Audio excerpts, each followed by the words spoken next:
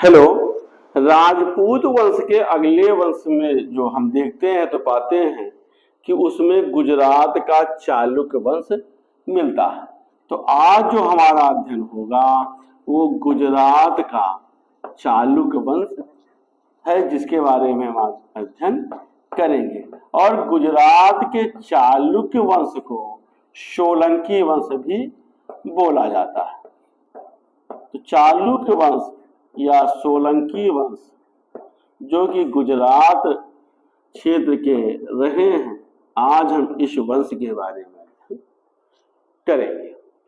चालुक्य अथवा सोलंकी वंश को अग्निकुल से उत्पन्न राजपूत माना गया है।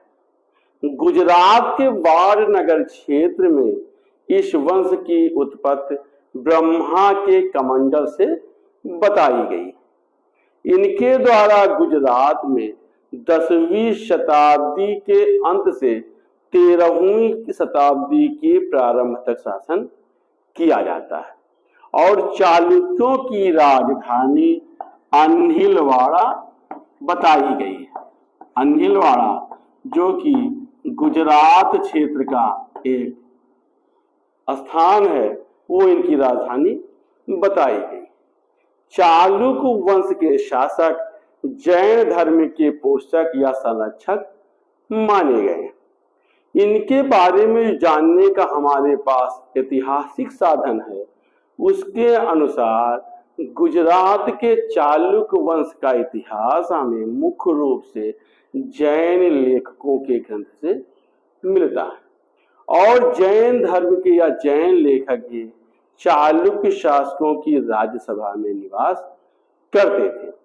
जैन ग्रंथ हेमचंद्र का द्वयाश्रय काव्य, मेरुतंग द्वारा लिखित प्रबंध चिंतामणि, सोमेश्वर द्वारा रचित कीर्ति कौमुदी, जयसिंह सूर्य का कुमार भूपाल चरित आज ऐसे ऐतिहासिक साहित्य हैं जिसके अध्ययन से हम इस वंश के शासकों की राजनीतिक और सांस्कृतिक उपलब्धियों का विवरण प्राप्त करते हैं। भारतीय साहित्य के अतिरिक्त मुस्लिम लेखकों के द्वारा, जिसमें कि इन उस अतहर, हसन निजामी आदि के विवरण मिलते हैं, उसमें भी तुर्कों और चालुक्य शासकों के बीच जो हुए संघर्ष हैं उससे हम परिचित होते हैं। चालुक्य शासकों के कुछ ऐसे लेख भी मिलते हैं जिससे हमें चालुक्य राजवंश के बारे में पता चलता है, जैसे कि कुमारपाल का बाढ़नगर का लेख। तो जो पहला साधन है पुस्तकों के अतिरिक्त, वो कुमारपाल का जो है बाढ़नगर लेख है। और बाढ़नगर जो लेख है ये एक प्रशस्त है, अर्थात ये प्रशंसा में लिखा हुआ एक लेख है। इसकी जो रचना है वो श्रीपाल के द्वारा की गई थी और इसकी जो रचना काल है वो 971 ईस्वी का माना गया है। और हमने आपको बताया कि श्रीपाल द्वारा ये प्रशस्त लिखाया गया है। इसके अतिरिक्त हम देखते हैं तो तलवाड़ा, उदयपुर या भिलसा क्षेत्र के आदि लेखों से भी हमें जयसिंह, कुमारपाल, भीम द्वितीय आदि चालुक्य शासकों की उपलब्धियों का ज्ञान होता है। हम राजनीतिक उत्पत्ति के हिसाब से देखते हैं तो गुजरात के चालुक्य राजवंश की जो स्थापना है वो मूल राज प्रथम के द्वारा किया गया था। तो जो सबसे पहला इसका जानने वाला जो शासक मिलता है वो मूल राज प्रथम मिलता है, जिसका शासन 941 ईस्वी से प्रारंभ होता है और 995 ईस्वी तक चलता है। तो इसके संस्थापक शासक का जो राज है वो काफी समय तक चलता है। कादी के लेख से पता चलता है कि मूल राज प्रथम के द्वारा सारस्वत मंडल को अपने बाहुबल से जीता गया था। हेमचंद्र के द्वारा लिखित पुस्तक द्वयाश्रय काव्य से पता चलता है कि मूलराज ने सौराष्ट्र और कच्छ को जीत करके विशाल साम्राज्य की स्थापना किया था। राष्ट्रकूट शासक धवलपुर के बीजापुर लेख से पता चलता है कि मूलराज के द्वारा आबू पर्वत के परमार शासक धरणिवराह को पराजित किया गया था। इसी प्रकार से इसके बारे में जानकारी प्राप्त होती है, लेकिन ये भी पता चलता है कि मूलराज प्रथम को परमार शासक मुंज और चौहान शासक विग्रहराज द्वितीय के हाथों पराजित होना पड़ता है। और ऐतिहासिक साधन ये बताते हैं कि विग्रहराज जो कि चौहान वंश का शासक रहा है, उसके विरुद्ध युद्ध में मूलराज प्रथम मारा जाता है। तो मूलराज प्रथम के बाद जो हम अगला शासक इस वंश का पाते हैं वो पाते हैं चामुंड राज। चामुंड राज जो है, इसकी मृत्यु के पश्चात 995 ईस्वी में चालुक्यों की गद्दी पर बैठता है और इसके द्वारा धारा नगरी के परमार शासक सिंधु राज के विरुद्ध सफलता प्राप्त की जाती है। लेकिन चामुंड राज्य को कलचुरी शासक कोकल द्वितीय के हाथों पराजित होना पड़ता है। चामुंड राज के दो पुत्र बल्लभ राज और दुर्लभ राज होते हैं। बल्लभ राज और दुर्लभ राज, जिसमें कि इतिहास ये बताता है कि बल्लभ राज की जो मृत्यु है वो चामुंड राज के समय में ही हो जाती है और चामुंड राज के बाद दुर्लभ राज इस वंश का शासक बनता है। दुर्लभ राज के द्वारा लाट प्रदेश को जीता जाता है और इस समय जो लाट प्रदेश का शासक होता है वो कीर्तपाल होता है। तो दुर्लभ राज कीर्तपाल को ही हरा करके लाट के प्रदेश को जीतता है। बाढ़ नगर का लेख और जयसिंह सूर द्वारा रचित कुमार चरित से हमें लाट प्रदेश पे इसके विजय की सूचना प्राप्त होती है। दुर्लभ राज के बाद जो अगला इसका उत्तराधिकारी होता है वो भीम प्रथम होता है। ये अपने वंश का सर्वाधिक शक्तिशाली राजा सिद्ध होता है। इसके द्वारा धारा के परमार शासक भोज के विरुद्ध कलचुरी शासक कर्णदेव के साथ मिलकर एक संघ तैयार किया जाता है और इस संघ के द्वारा मालवा पर आक्रमण किया जाता है और भोजराज को पराजित करके धारा नगरी को लूटा जाता है। इसी लड़ाई में परमार शासक भोज की मृत्यु हो जाती है और भीम और कर्ण द्वारा धारा नगरी को लूटा जाता है। लेकिन इसी लूटपाट में हिस्सेदारी के बंटवारे के कारण भीम और कर्ण में भी आपस में संबंध बिगड़ जाते हैं, क्योंकि जो इनका लड़ाई का कारण होता है वो संपत्ति का बंटवारा होता है। जैन ग्रंथ से पता चलता है कि इसके बाद भीम के द्वारा कलचुरी शासक कर्ण को भी पराजित किया जाता है और भीम के द्वारा हेमचंद्र द्वारा यह बताया गया है कि भीम प्रथम के द्वारा सिंध के शासक हम्मुक को पराजित करके सिंध क्षेत्र पर भी अपना अधिकार किया जाता है। आबू पर्वत का क्षेत्र मूलराज के समय में चालुक्यों के नियंत्रण में रहा है, लेकिन बाद में यहाँ का शासक धंधुक अपने को स्वतंत्र घोषित कर लेता है और उसके द्वारा भीम प्रथम की सत्ता को चुनौती दी जाती है। इसके कारण भीम के द्वारा इस क्षेत्र पर आक्रमण करके उस पर पुनः अधिकार किया जाता है। भीम के समय में ही गुजरात पर महमूद गजनवी का आक्रमण होता है और सोमनाथ मंदिर को लूटा जाता है, लेकिन भीम के द्वारा कोई प्रतिरोध ना करके बुद्धिमानी पूर्वक उससे केवल अपनी रक्षा की जाती है और इससे उसके शासन पर कोई प्रभाव नहीं पड़ता है, क्योंकि महमूद गजनवी सोमनाथ मंदिर को ध्वस्त करके वहां से चला जाता है और भीम के द्वारा वहां पर अपने साम्राज्य का पुनः विस्तार करके उस मंदिर का पुनः निर्माण कराया जाता है। भीम प्रथम का जो शासन है वो 1064 ईस्वी तक मिलता है। भीम प्रथम के इतिहास को देखने पर पता चलता है कि ये एक अच्छा निर्माता शासक भी रहा है।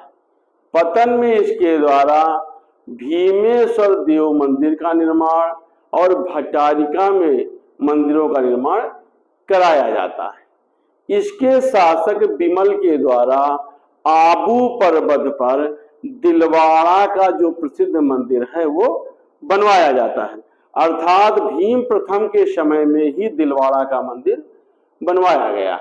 भीम के बाद इसका पुत्र कर्ण इस वंश का शासक बनता है और कर्ण के इतिहास को देखने पर पता चलता है कि ये एक निर्बल शासक होता है और परमाणु के द्वारा यह पराजित होता है। नाडौली के चौहान भी इसके राज्य पर आक्रमण करके इसकी सत्ता में हस्तक्षेप करते हैं, लेकिन कर्ण के शासन को देख करके पता चलता है कि कर्ण के द्वारा निर्माण कार्यों में ज्यादा रुचि ली जाती है और कर्णावती नामक नगर को बसा करके वहां पर कर्णेश्वर के मंदिर का निर्माण और कर्ण सागर नामक एक झील का निर्माण कराया जाता है। अन्हिलवाड़ा के कर्णमेरु मंदिर के निर्माण का भी श्रेय चालुक्य शासक कर्ण को दिया जाता है। कर्ण के बाद जो इसका उत्तराधिकारी होता है वो होता है जय सिंह। जय सिंह को जय सिंह सिद्धराज भी बोलते हैं। ये कर्ण का पुत्र होता है और इसका शासनकाल 1094 से 1143 ईस्वी का पाया गया है। तो हम देखते हैं कि इसके द्वारा लगभग 49 वर्ष तक शासन किया जाता है और जय सिंह सिद्धराज अपने वंश का एक प्रसिद्ध शासक होता है। इसके द्वारा धारा के परमार शासक यशोवर्मन को युद्ध में पराजित करके उसे बंदी बनाया जाता है और परमार राज के एक बड़े भूभाग पर अधिकार किया जाता है। यशोवर्मन द्वारा इसकी अधीनता को स्वीकार किया जाता है।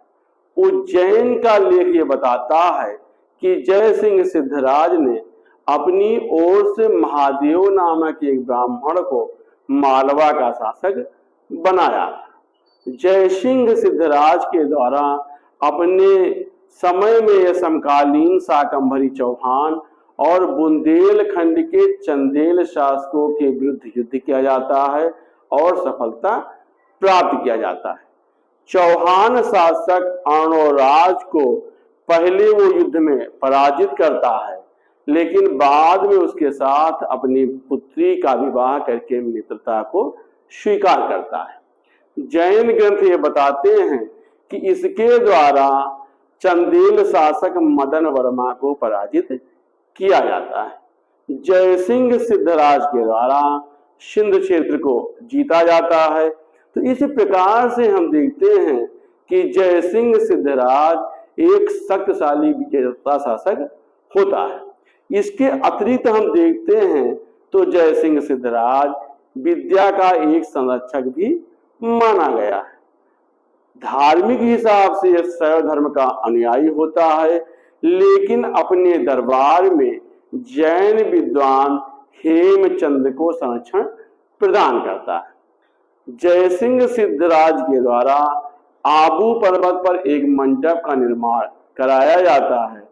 उसने अपने 7 पूर्वजों की गजारोही मूर्तियां भी इस मंदिर में स्थापित कराई हैं। जय सिंह सिद्धराज के द्वारा सिद्धपुर में रुद्र महाकाल के मंदिर का निर्माण कराया जाता है। जय सिंह के बाद कुमारपाल इस वंश का शासक बनता है। कुमारपाल कुमारपाल भी एक महत्वाकांक्षी शासक होता है और चौहान शाकंभरी के चौहान शासक अर्णोराज को युद्ध में पराजित करता है। अर्णोराज द्वारा अपनी पुत्री जलहड़ा देवी का विवाह इसके साथ किया जाता है और मैत्री संबंध स्थापित किया जाता है। इसके बाद विग्रहराज चतुर्थ के साथ इसका संघर्ष होता है। विग्रहराज द्वारा इसके जीते हुए प्रदेशों पर अपना अधिकार किया जाता है, लेकिन हम देखते हैं तो बाद में दोनों में संधि हो जाती है। जैन ग्रंथ से हमें ये भी पता चलता है कि कुमारपाल ने मालवा के शासक बल्लाल के ऊपर आक्रमण करके उसकी हत्या कर दिया था। इसके द्वारा कोंकण के शिलाहार वंशी शासक को युद्ध में पराजित किया जाता है और पराजित शासक मल्लिकार्जुन होता है। आबू पर्वत और विराट के परमारों के विद्रोह को भी ये दबाता है। तो इस प्रकार से हम देखते हैं तो कुमारपाल अपने युग का एक महान शक्तिशाली शासक सिद्ध होता है। ये जैन मत का अनुयायी होता है और इसके द्वारा अपने राज्य में अहिंसा का प्रचार किया जाता है। कुमारपाल के द्वारा यज्ञीय हिंसा पर प्रतिबंध लगाया जाता है, लेकिन हम देखते हैं तो पाते हैं कि जैन मत का होने के साथ सोमनाथ के मंदिर में जाकर के भगवान शिव की उपासना भी इसके द्वारा की जाती है और कुछ शैव मंदिरों का निर्माण कराया जाता है। इसके सभी लेखों में भगवान शिव की स्तुति की गई है। तो इससे पता चलता है कि इस मत में अपने पूर्वजों के भांति इसकी आस्था विद्यमान थी। कुमारपाल के द्वारा 1173 ईस्वी तक शासन किया जाता है। 1143 से 1173 ईस्वी तक कुमारपाल के द्वारा शासन किया जाता है। इसके बाद इस वंश का जो अगला शासक बनता है वो इसका पुत्र अजयपाल बनता है। अजयपाल का जो शासन है इसका शासन 1176 ईस्वी तक मिलता है।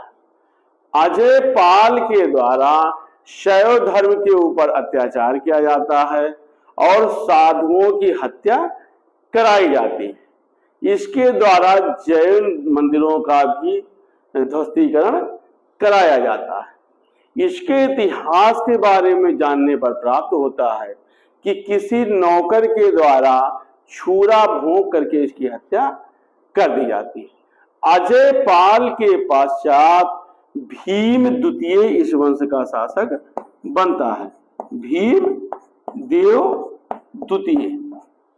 हालांकि अजयपाल के बाद कुछ समय तक हम देखते हैं तो चालुक्य वंश की सत्ता का जो संचालन है वो नायकी देवी द्वारा किया जाता है और नायकी देवी द्वारा मोहम्मद गोरी के आक्रमण को असफल भी किया जाता है। लेकिन उस अल्पावधि का इतिहास कोई बहुत नहीं मिलता है और अजयपाल के बाद अधिक समय के नायकी देवी के शासन के बाद भीमदेव द्वितीय का शासन मिलता है। 1178 ईस्वी में इसके राज्य पर मुस्लिम आक्रमण होते हैं, लेकिन भीमदेव के द्वारा सफलतापूर्वक उसका प्रतिरोध किया जाता है। 1195 ईस्वी में कुतुबुद्दीन को हरा करके ये उसे अजमेर तक खदेड़ता है, लेकिन 1197 ईस्वी में ये पराजित होता है। मुसलमानों के द्वारा इसकी राजधानी अन्हिलवाड़ा में खूब लूटपाट मचाई जाती है और उन पर अधिकार किया जाता है। लेकिन हम देखते हैं तो पाते हैं कि मुसलमानों का यह अधिकार क्षणिक रहता है और 1201 ईस्वी तक भीम द्वितीय द्वारा अपने राज्य को पुनः हासिल किया जाता है। उनकी उलझनों का लाभ उठा करके इसके राज्य पर परमारों और यादवों के द्वारा शासन किया जाता है, उनके द्वारा धावा बोला जाता है। हम देखते हैं तो भीम द्वितीय के वीर सामंत लवण प्रसाद के द्वारा आक्रमणकारियों के अभियान को असफल किया जाता है और उनको पीछे धकेला जाता है। लेकिन लास्ट समय में भीम द्वितीय के आंतरिक स्थिति में चालुक्य सत्ता काफी कमजोर पड़ जाती है और निर्बल पड़ जाती है। इस समय तक इसका जो मंत्री होता है लवण प्रसाद, उसी का समझिए कि राज्य में बोलबाला चलने लगता है। भीम द्वितीय के शासनकाल में उसके अधीनस्थ सामंत स्वाधीन होना प्रारंभ हो जाते हैं और धीरे धीरे चालुक्य शासक का अंत होने लगता है। भीम द्वितीय के समय ही उसके मंत्री या सामंत लवण प्रसाद के द्वारा चालुक्य वंश के सापेक्ष एक नई सत्ता का उदय किया जाता है और गुजरात में बघेल वंश की स्थापना की जाती है। 1240 ईस्वी के आसपास बघेल वंश के उत्तराधिकारियों द्वारा अन्हिलवाड़ा पर अपना अधिकार किया जाता है और चालुक्य शासन का अंत किया जाता है। बघेल वंश के द्वारा गुजरात में 13वीं शताब्दी के अंत तक शासन किया जाता है। इसके बाद गुजरात का ये स्वतंत्र हिंदू राज्य दिल्ली सल्तनत में मिला लिया जाता है और इस क्षेत्र पर तुर्कों का अधिकार हो जाता है। तो आज के इस इतिहास में हमने गुजरात के चालुक्य वंश या सोलंकी वंश का अध्ययन किया है और हमको इससे जानकारी प्राप्त हुई है कि इस वंश के द्वारा लगभग 250 से 300 साल तक एक अभूतपूर्व सत्ता का संचालन किया गया था। धन्यवाद।